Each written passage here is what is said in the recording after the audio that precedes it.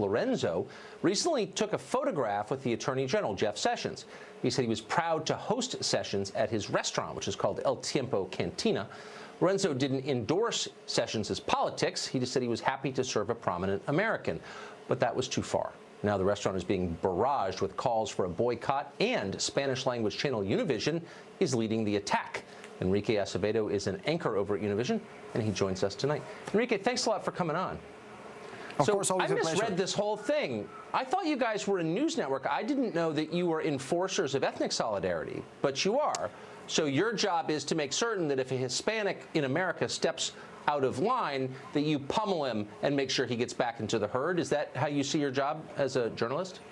Not at all, and I'm not sure if you're referring to a specific news report or something you saw on one of our newscasts, but I have no recollection of us doing anything like that, Tucker. Our mutual friend, Jorge Ramos, is calling, in effect, for this restaurant owner to be punished because Hispanics are not allowed to eat with Jeff Sessions. And I was just wondering, I thought in 2018, regardless of your race, you could eat with anyone you wanted. But that's not true, I guess, right? According to Univision? That's not what Jorge said. And, you know, I'm not surprised this is happening. Oh. This is what a divided America looks like. It's a result of the trickle-down incivility that starts with the president calling women dogs and immigrants animals, journalists enemies of the people, and then it spreads everywhere through the kind of incendiary rhetoric we hear from you or Sean Hannity or Laura Ingraham. So you're saying that Donald Trump is controlling Jorge Ramos's brain? Does Jorge know that? Of course, Donald Trump doesn't control, I don't think, anyone's brain. Sometimes I even doubt that he controls his own brain. Calling for a boycott. I have to say, but to be honest, you know, I think this is what we get when we start, you know, with the hate, the division, with the lack of context, with the resistance to facts that we see in our politics, and that it's also spreading to a larger contingent of what we call the media. So you guys are joining in, I guess so. But did you think when you joined Univision that part of your job would be to attack disobedient Hispanics? Was that in the contract, or is that just like something you discovered when you started working there? Of course, that's not something that we do at Univision, and you know Jorge very well. You know that it's something you're doing right now. He would never say or do anything like that either. Oh, no. That's literally exactly what he's doing. He's saying this man is Hispanic, therefore he has no right to say anything nice about the Attorney General of the United States.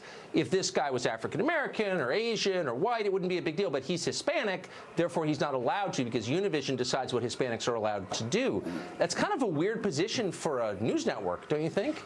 There's something to be said about Jeff Sessions, about a man and the moral contradictions of a man that has opposed every effort to reform our broken immigration system in the last 2 decades, that has led the charge to dehumanize and criminalize immigrants, their story, their culture, and then suddenly shows up at a Mexican restaurant to order huevos rancheros. That's like Cuban officials going to a McDonald's to order a Big Mac after a speech on American imperialism. Wait a second. Was the owner? Doesn't fly. Was the owner an immigrant? Wait, hold on. Was the owner an immigrant? I thought he was an American. I don't think that makes a difference. There are a lot of immigrants that are American citizens, so it's pretty much. Hold on. Slow down. Hold on. So you're saying if you have a Hispanic last name that you must be an immigrant? Is that what you're saying? I mean, that's not an assumption I make. There are lots of Americans with Hispanic last names. I grew up next to a bunch of them. Okay, so I mean, like I said, there are a lot of immigrants that are American citizens, so that's a peculiar distinction. I'm aware, but so he's an American. I mean, I'm assuming he is. I hope he is. I hope everyone here is an American. So he's having a meal with the Attorney General of his country, but he's not allowed to because why? Just speak slowly so I can understand this.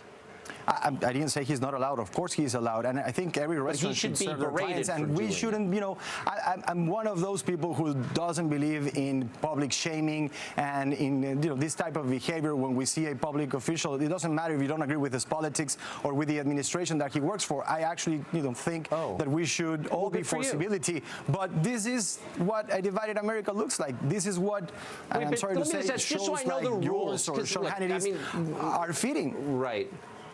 Right. So, okay, I'm feeding it. Right. This is a confusing time, 2018. Who knows what the boundaries are? I'm totally opposed to illegal immigration. I think that our legal immigration level should be lower because the country's getting too volatile. Those are my sincere views.